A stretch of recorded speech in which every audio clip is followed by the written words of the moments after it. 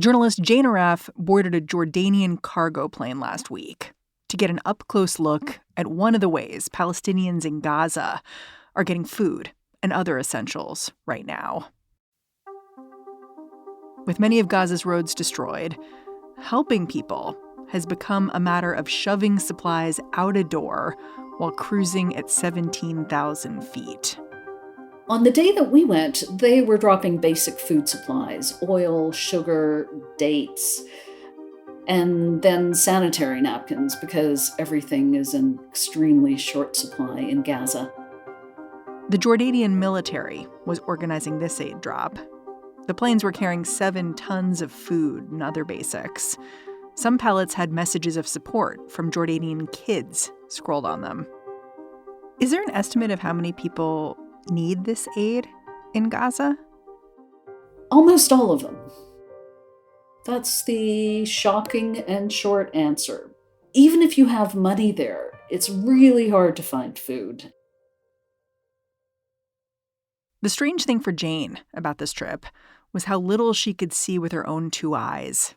She watched pallet after pallet tumble from the plane, and she had no idea where these things landed or who found them. Later, she'd learned that at least one of these packages got carried across the border into Israel by the wind.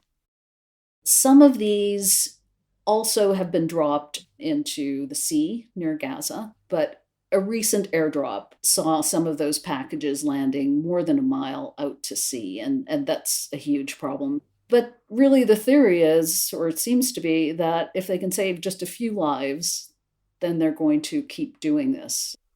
You've said airdrops are a last resort for delivering aid like this. Why is that? Well, it's because it's really expensive. The UN Food Program estimates it's 7 times more expensive than trucking in food. Wow. And unless you have people on the ground, which ideally you would have if you were airdropping aid, you don't have any control over the distribution. So you essentially get people fighting over it. Did the people on your flight feel good about what they were doing? That's a really interesting question. They did. They felt great about it because they felt like they were helping, as any of us would, I think. But at the same time, it's really hard to describe just how bad everyone in the region feels in general about this. I mean, just, every day, people dying, children dying, the thought of children actually starving to death. It's been absolutely horrific. Today on the show, after months of war, the people of Gaza are now getting aid in one of the most expensive, least efficient ways possible. Why? I'm Mary Harris. You're listening to What Next? Stick around.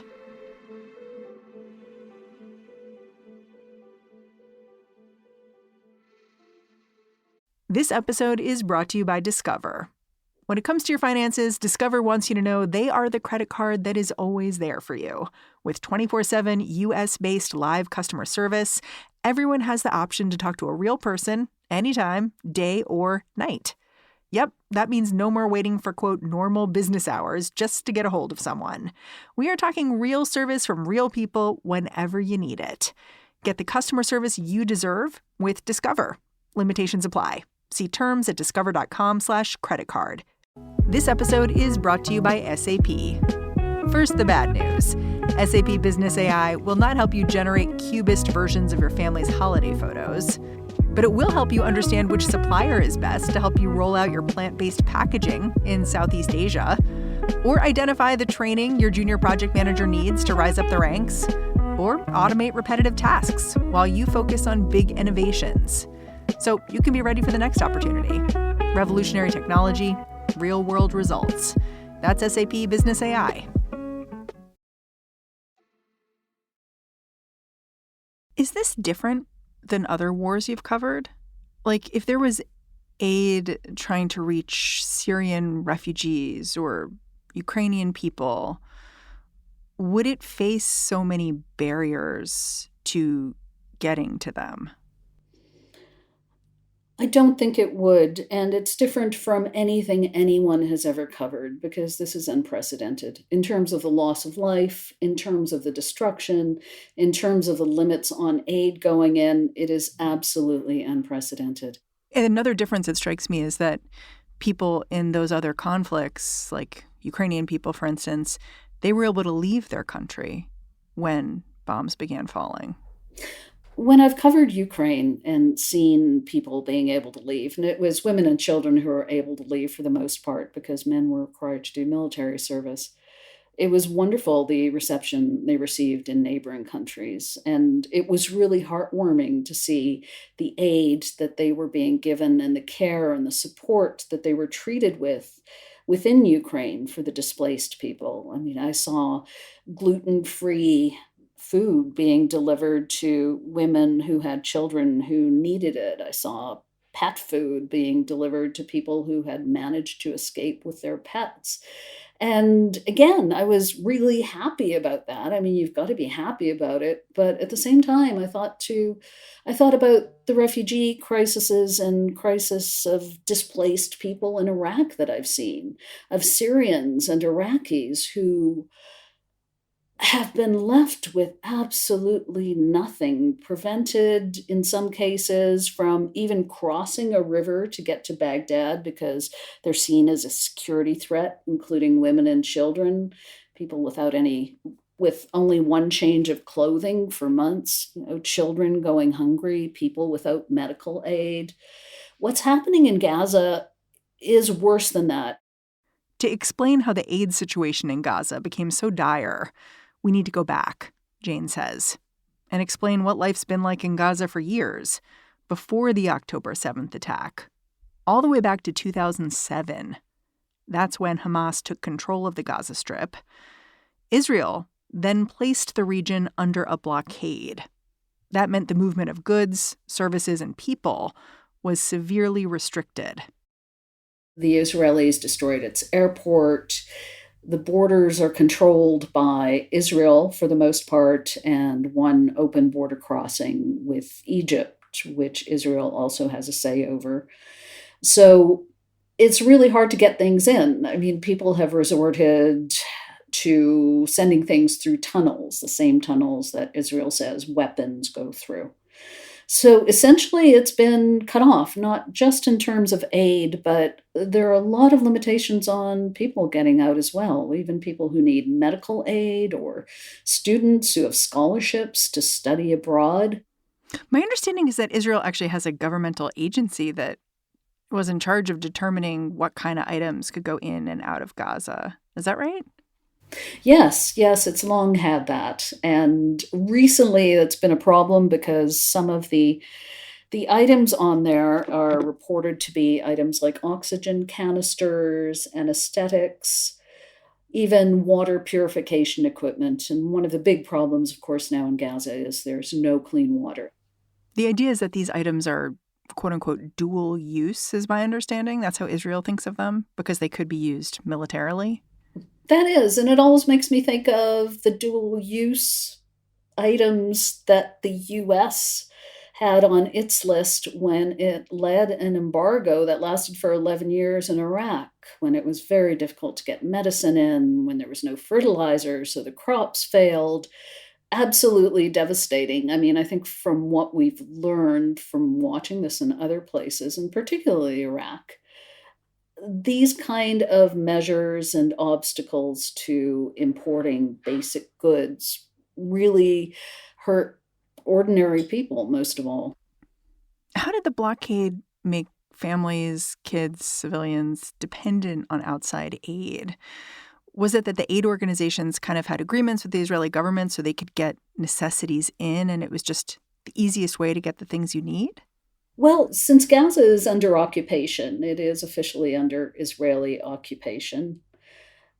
The Palestinians there are dependent on a UN agency for the most part, UNRWA, which was set up specifically to provide humanitarian aid to Palestinian refugees.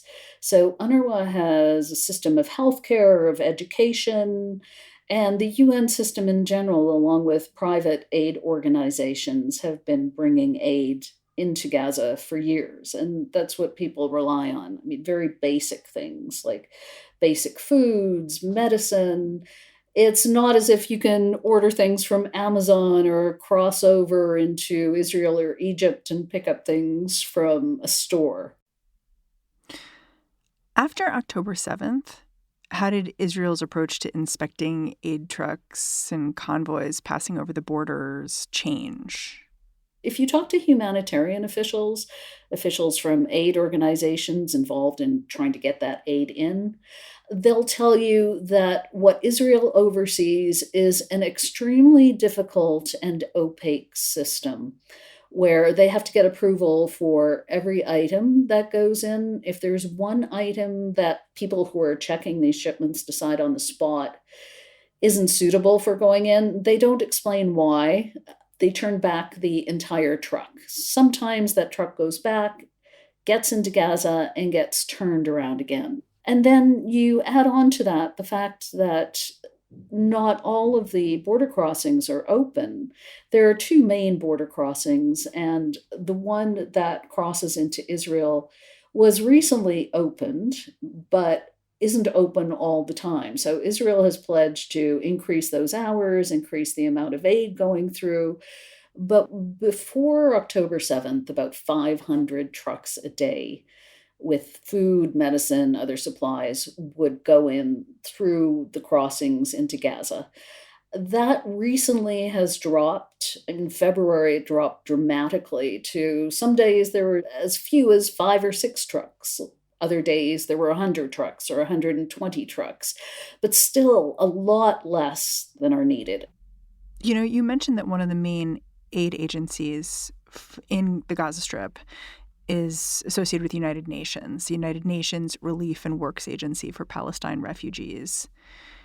And I know that recently Israel has accused this group of collaborating with Hamas, and these accusations were so serious that some countries paused their funding of the agency. How has that impacted what kind of aid is getting to people in the Gaza Strip? Well, it certainly impacted UNRWA, the acronym for that agency. It's impacted it, of course, devastating in terms of funding. Now, the UNRWA is investigating. It's indisputable that some employees of UNRWA would have been involved with Hamas. It's a huge staff.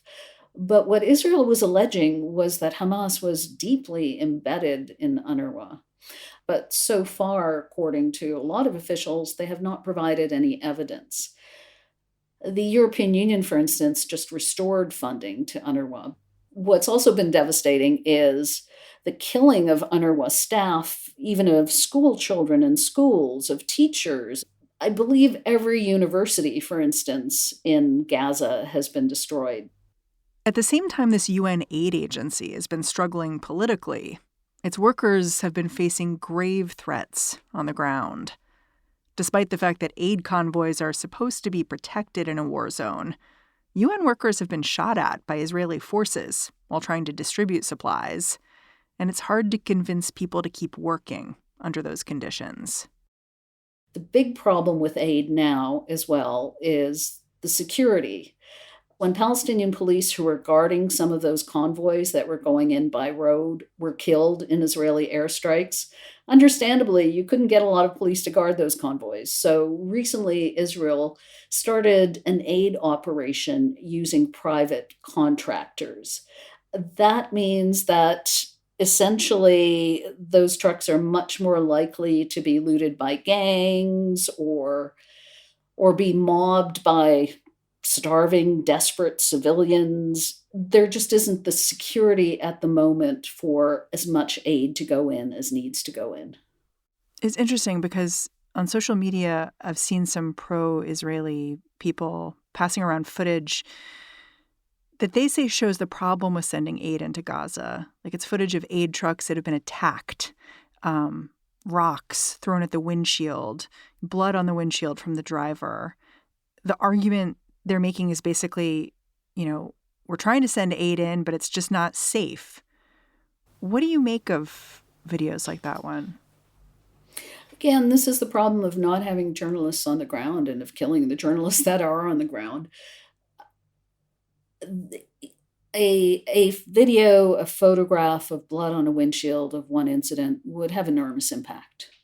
Doesn't lessen the impact, doesn't lessen the tragedy, but it's not representative. What is representative is that every time aid trucks go in, pretty much, there has been so little aid getting through, and people are so desperate to find food because it's the only way to feed their children, that these trucks are absolutely mobbed. And unless you have a distribution system and unless you have proper security, the aid is not going to get to the people who need it. After the break, how an aid drop in Gaza City last week went horribly wrong. This episode is brought to you by SAP. First, the bad news. SAP Business AI will not help you generate cubist versions of your family's holiday photos, but it will help you understand which supplier is best to help you roll out your plant-based packaging in Southeast Asia, or identify the training your junior project manager needs to rise up the ranks, or automate repetitive tasks while you focus on big innovations. So you can be ready for the next opportunity. Revolutionary technology, real-world results. That's SAP Business AI. This podcast is brought to you by Progressive Insurance. Most of you listening right now are probably multitasking. Yep, while you're listening, you're probably also driving, cleaning, exercising, or maybe even grocery shopping. But if you're not some kind of moving vehicle, there's something else you can be doing right now: getting an auto quote from Progressive Insurance. It's easy, and you could save money by doing it right from your phone. Drivers who save by switching to Progressive save nearly $750 on average, and auto customers qualify for an average of 7 discounts. Discounts for having multiple vehicles on your policy, being a homeowner, and more.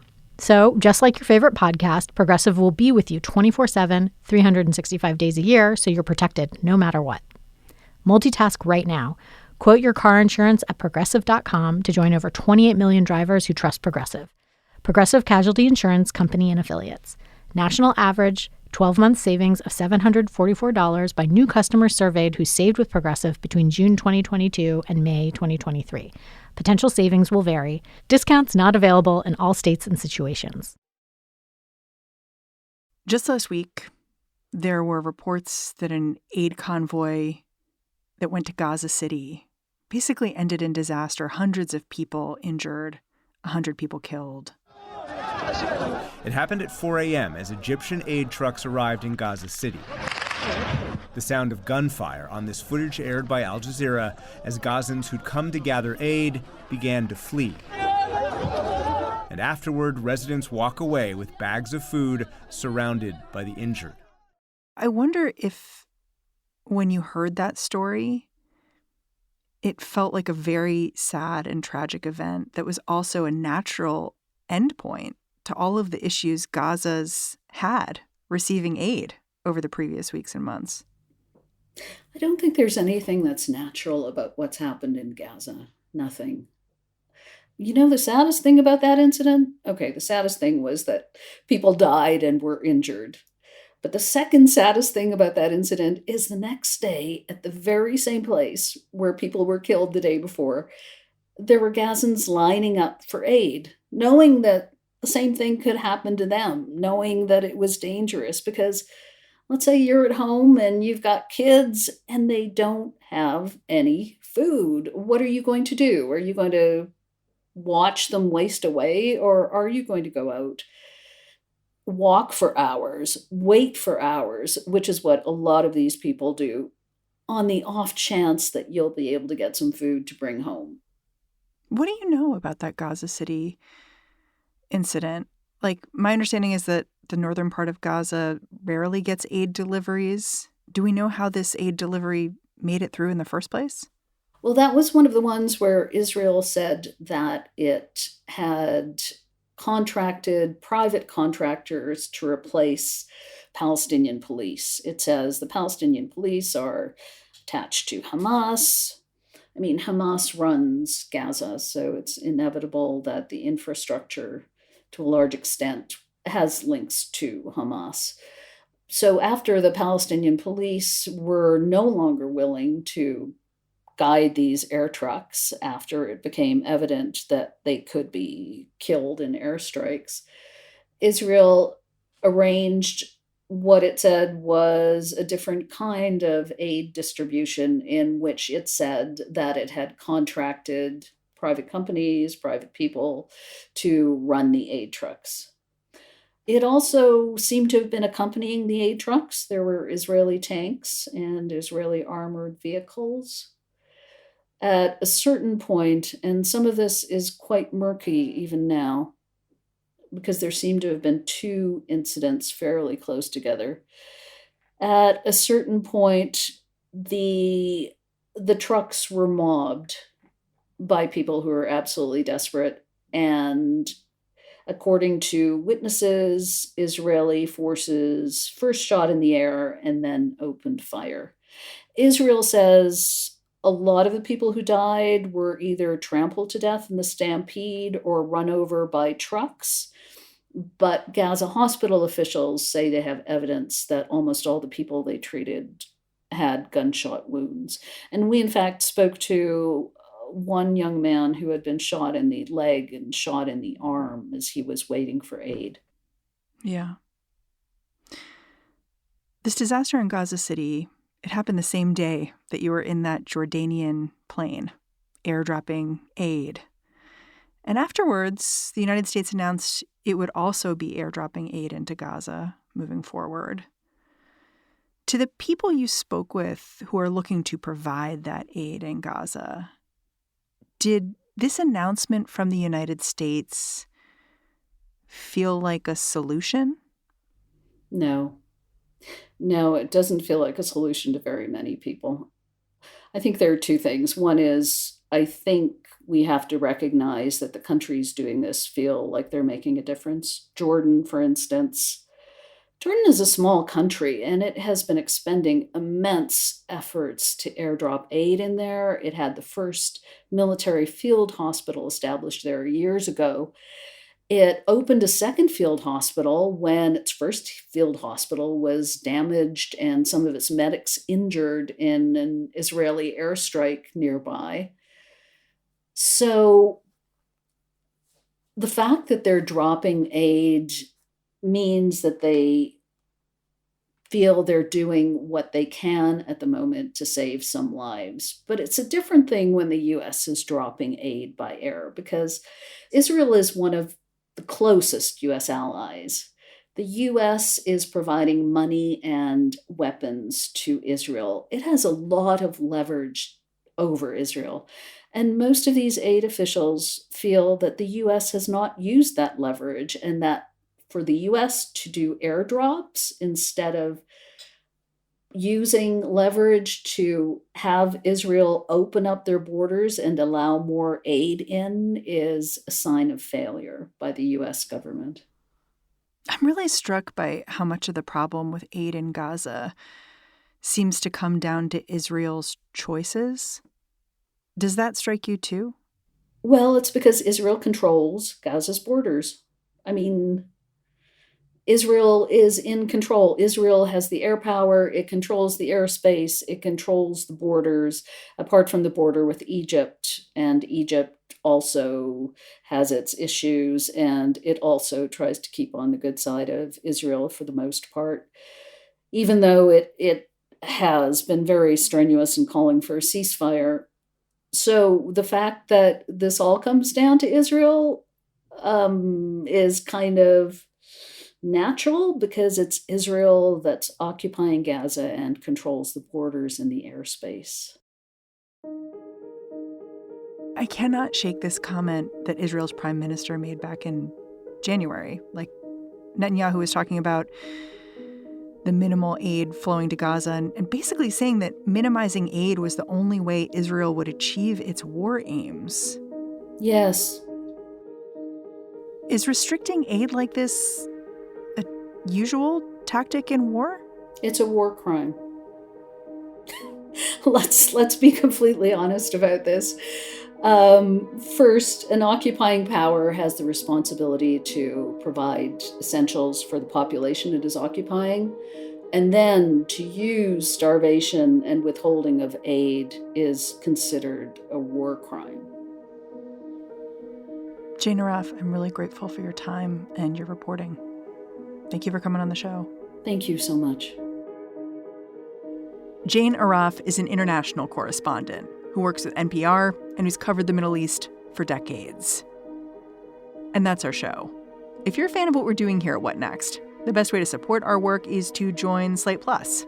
Go on over to slate.com/whatnextplus and sign up. What Next is produced by Paige Osborne, Elena Schwartz, Rob Gunther, Anna Phillips, and Madeline Ducharme. We are led by Alicia Montgomery with a little boost from Susan Matthews. Ben Richmond is the Senior Director of Podcast Operations here at Slate. And I'm Mary Harris. Thanks for listening. I'll catch you back here next time.